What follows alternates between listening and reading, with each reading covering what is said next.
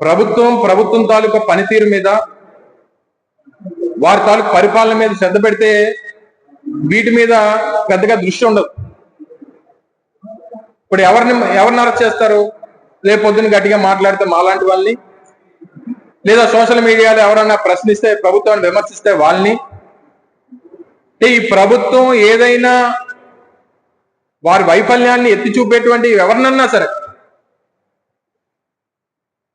మేము బెదిరించి మా రెడ్ బుక్ రాజ్యాంగాన్ని అమలు చేసి తప్పుడు కేసులు పెట్టి అరెస్ట్ చేసి వారిని నోళ్లు మూయించేటువంటి ప్రయత్నం చేసేటువంటి దిశగా ఈరోజు ప్రభుత్వం పనితీరు ఉంది.